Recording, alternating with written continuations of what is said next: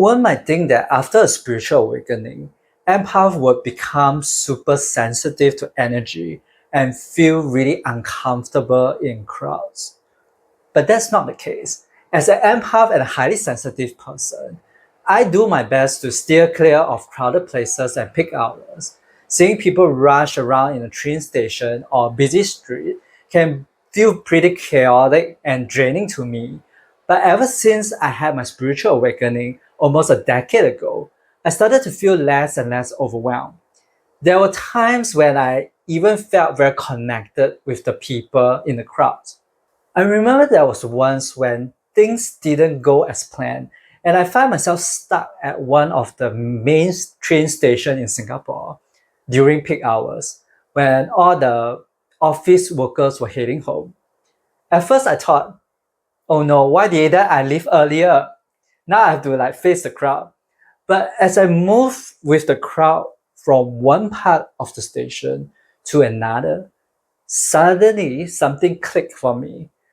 I suddenly felt that I was like a single drop of water flowing in a massive river or ocean. I realized I'm part of something so much bigger than my own little worries. Instead of feeling overwhelmed by the crowd, I felt a beautiful sense of oneness. The busy train station didn't bother me at all. I wasn't drained because there was no separation between me and everyone else. It's like we weren't two separate entities. It's not me versus a crowd anymore. We are all part of this same energy, the same source, sharing this bigger human experience together. And that really moved me. As an empath, you may feel the emotion of others very strongly. And at times, I know this can be really overwhelming. But if we just calm our egoic mind a bit and let our spiritual side show us the bigger picture, we can shift our perspective. Instead of resisting the crowd or pushing against them, we could actually enjoy being in a busy street or station without feeling so drained.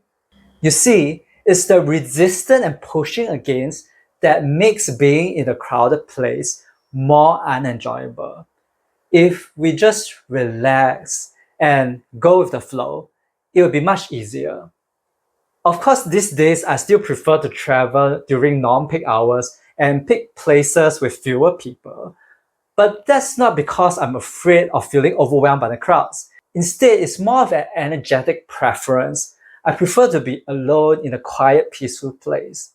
It's true that empath tends to become more sensitive to emotions and energy after a spiritual awakening. But at the same time, I also find myself becoming more grounded and less reactive to what others were going through. Sure, I have a stronger intuition about how people are feeling, but I don't feel the need to jump in and solve their emotional problems anymore. And it's not that I stop caring or close myself off. It's more about those codependency pattern that I used to have started slowly dropping away or chipping away one by one. I don't feel a need to help others so that I could feel more worthy or valuable anymore. Plus, I developed a deeper trust in people's capability and also the universe. I believe that they have what it takes to navigate their own journey. I also believe that whatever they are in life right now is exactly where they need to be, even if they haven't figured out the lessons behind their struggles yet. And this heightened sensitivity that we derive from spiritual awakening is actually a cool bonus for empath. I connect with the nature on a much deeper level now as compared to the past. I feel so much more connected to trees, animals, the ocean, and the river.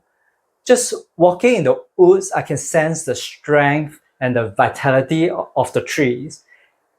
As empath, when we learn to channel our sensitivity in the right way, it actually energizes us instead of drain us. You know that deep connection you feel with the universe is kind of paradoxical because while you set better boundaries and stop hanging out with people whose vibe don't match you, you become more alone than ever. But at the same time, you become more connected than ever. During a spiritual awakening, your focus shifts from the outside world to your inner self. At first, you might feel lonely since others may not get what you're experiencing, and your friends may leave you because you have changed so much.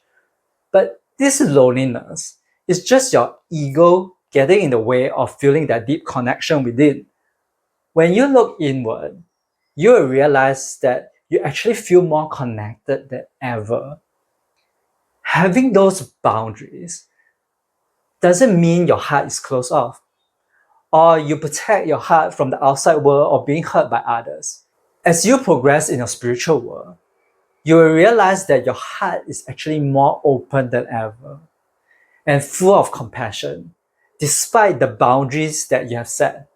You know, there were several times when I was on a train, I was just looking around and watching what everyone else was doing. I felt this deep connection with people, like we are in this together, no matter if they are awake to spirituality or whether they are glued to their mobile phone. We all chose to be here in this lifetime to experience this moment. Even if we don't know each other personally, we are sharing this space on earth right now together. And it's such a beautiful realization that makes me feel so connected with other people. For me, before and after my spiritual awakening feels pretty similar. I still don't have a ton of friends, and I still enjoy my alone time and independence. But the big difference here is instead of feeling lonely like I used to, I now feel very connected.